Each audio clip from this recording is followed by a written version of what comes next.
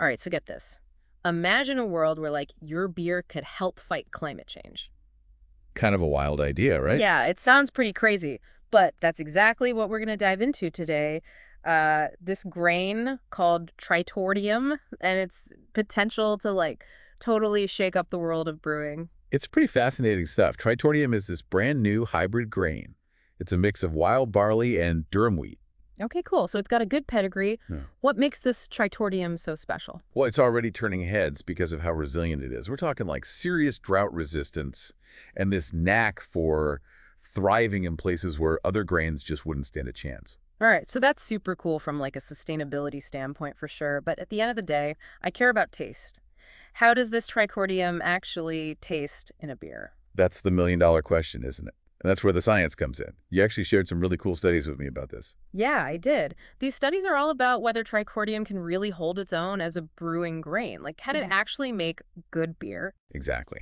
And that's what we're going to unpack today. How Tritordium stacks up against barley, which, as you know, is like the king of brewing grains.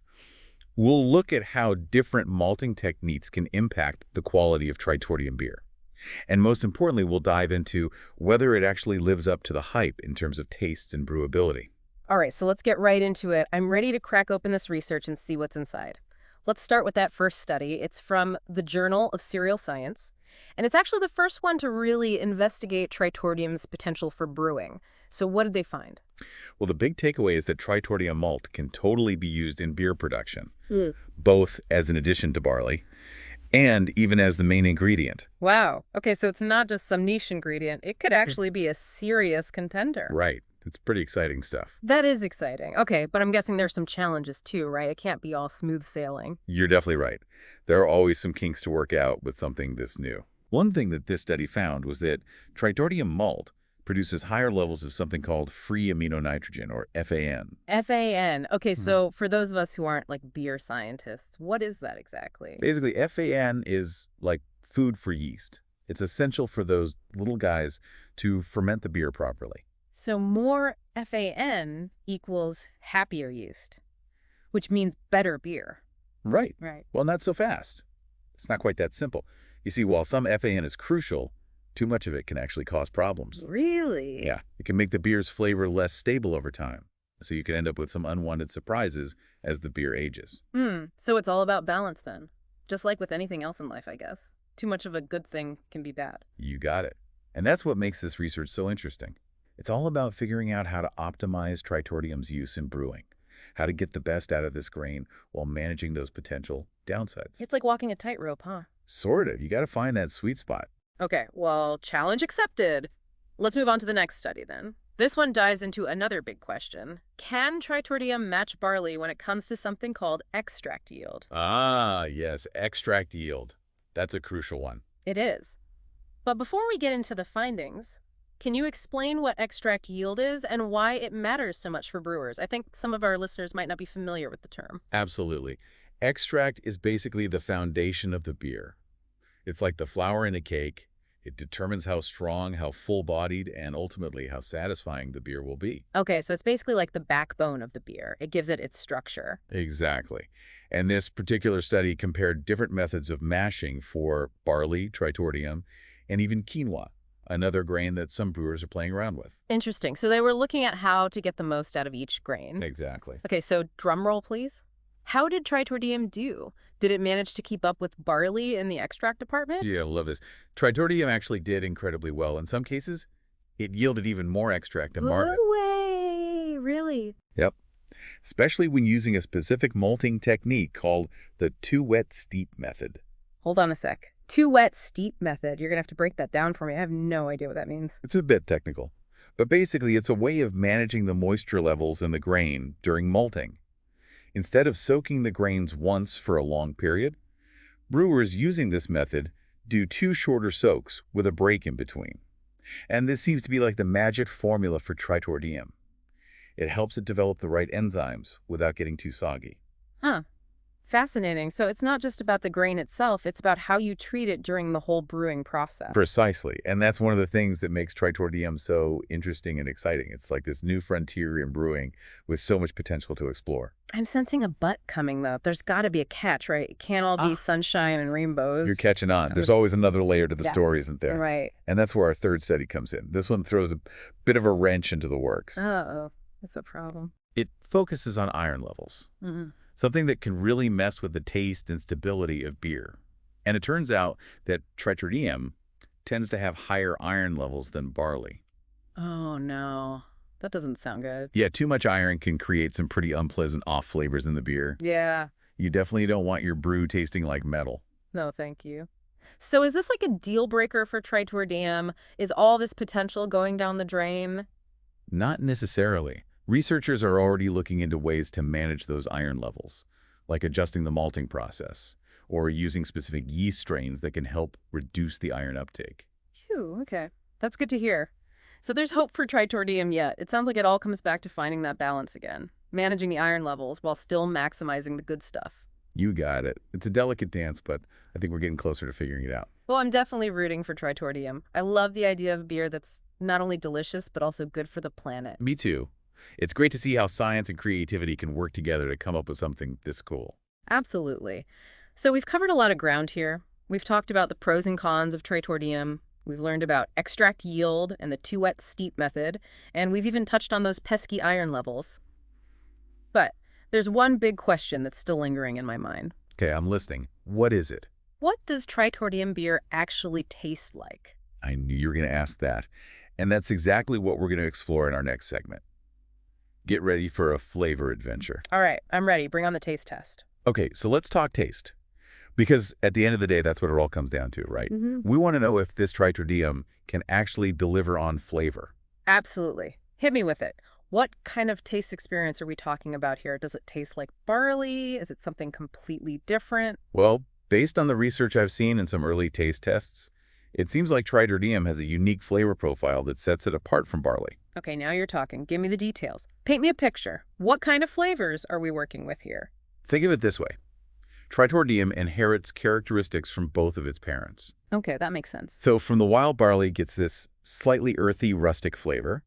And then from the durum wheat, it picks up a subtle sweetness. Ooh, interesting. So kind of like the best of both worlds. A little bit of a wild side with a touch of sweetness. I like it. Exactly.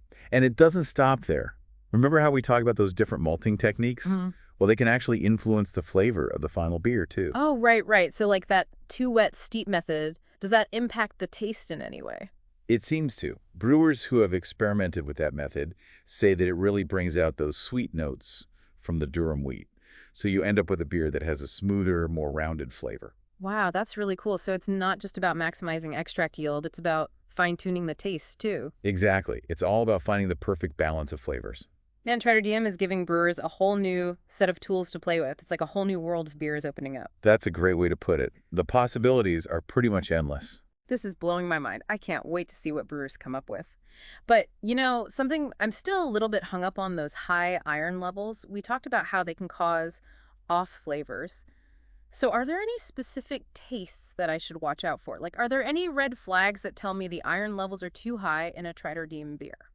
That's a great question. And yeah, there are some telltale signs. One of the most common ones is a metallic taste, almost like you're sucking on a penny. Yuck. That does not sound appealing. Definitely not what you want in your beer. Yeah. You might also notice a slightly astringent flavor, or even like a cardboardy taste. Okay, good to know. So if I'm sipping on a Tritordeum brew and it starts tasting like a toolbox, I'll know something's off. Exactly. But the good news is that brewers are well aware of this issue, and they're actively working to prevent those off flavors. That's good to hear. Because I really want Tritordeum to succeed. It has so much potential. I agree. It's got the potential to be a real game changer in the beer world.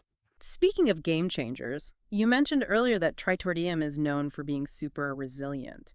Can you tell me a little bit more about that? Like, how does that actually translate into a more sustainable beer? Sure. So one of the biggest challenges facing barley crops these days is climate change. With rising temperatures and more frequent droughts, it's getting harder and harder to grow barley in many parts of the world. Yeah, that makes sense. Water is becoming a really precious resource. Exactly. But Tritordeum is a different story. It's much more tolerant to those harsh conditions. It doesn't need as much water, and it can withstand higher temperatures. Wow, that's incredible. It's like Tritordeum is a superhero grain coming to the rescue of our beer supply. I love that analogy. It's like the superpowered grain that can save the day. And on top of that, you said that it requires fewer pesticides and fertilizers compared to barley. So it's got a much smaller environmental footprint overall. You got it. So it's not just about saving water, it's about reducing our reliance on all those harmful chemicals. Okay, this is officially blowing my mind. Tritordium is like the total package. It's delicious, it's adaptable, it's good for the planet. It's a win-win-win. Couldn't have said it better myself. It's truly an amazing grain with so much to offer. I can't help but wonder what the future holds for Tritordium. Like, do you think we'll start seeing a lot more Tritordium beers popping up on the market soon? Oh, I definitely think so. As more brewers start experimenting with this grain and realizing its potential, I'm sure we're going to see a huge surge in Tritordium beers. It's just a matter of time. That's awesome to hear. I'm really excited to try some of these innovative brews, but I'm also kind of curious. Do you think Tritordium will ever fully replace barley as the go-to brewing grain, or is that just a pipe dream? That's a tough one to predict. It's hard to say for sure, but honestly, I think it's more likely that Tritordium will kind of carve out its own space in the brewing world, alongside barley and all the other amazing grains that are out there. Yeah, that makes sense. It's not about replacing the classics. It's about adding more diversity and excitement to the mix. Exactly. Yeah. Tritordium is just another tool in the brewer's arsenal, and a very valuable one at that. So it's all about expanding our horizons and embracing new flavors and possibilities. I love it. That's the spirit. This deep dive into Tritordium has been such an eye-opener. It's amazing to see how science and creativity are coming together to create something so special and so sustainable. I know, right? It's truly inspiring, and it makes me so excited for the future of beer. Me too. Okay, so before we wrap things up, I think it would be helpful to do a quick recap of everything we've learned about Tritordium, just to make sure it all sinks in for our listeners. Sounds good to me. Let's hit the highlights. Okay, first and foremost, Tritordium is a viable and versatile brewing grain. It can totally hold its own against barley when it comes to extract, yield, and brewability. Absolutely. And we've learned that it has this awesome, unique flavor profile. It's got a really interesting blend of earthy and sweet notes, which brewers can play around with using different malting techniques and yeast strains. Right, we can't forget about those. And of course, let's not forget about Tritordium's sustainability cred. It's a super resilient crop. It needs less water. It doesn't require as many pesticides and fertilizers. It's basically a dream come true for eco-conscious beer lovers. It really is. Delicious, adaptable, and good for the planet. What more could you ask for? This is amazing. Okay, so before we say goodbye, do you have any final thoughts for our listeners? Anything you want them to take away from this deep dive? I do actually. I think it's important to remember that Tritordium is about so much more than just the beer in your glass. Ooh, I like where this is going. Tell me more. It represents a shift in how we think about our food and our relationship with the environment. It's a reminder that we can enjoy delicious things while still making choices that benefit the planet. That's a powerful message. And it's really at the heart of the craft beer movement, isn't it? There's this beautiful connection between quality innovation and a deep respect for the ingredients. Absolutely. Yeah. Craft brewers are always pushing the boundaries and trying new things, and Tritordium is a perfect example of that. It's like the poster child for a new generation of beers that are both flavorful and responsible. I love that. It's like a symbol of hope for a more sustainable future. Exactly. So my advice to all the beer lovers out there, keep an eye out for Tritordium beers. Yeah. Don't be afraid to try something new. You might just discover your new favorite brew, and you'll be supporting a more sustainable beer industry in the process. Cheers to that. And if you find an amazing Tritordium beer that you absolutely love, let us know. We're always on the lookout for hidden gems. We are. All right, everyone. That wraps up our deep dive into Tritordium. What a journey, right? It has been. We've learned so much about this incredible grain. It's delicious, it's sustainable, and it's full of potential. And to me, that's pretty exciting. It gives me hope for the future of beer. Me too. Cheers to that. Cheers! Until next time, happy drinking.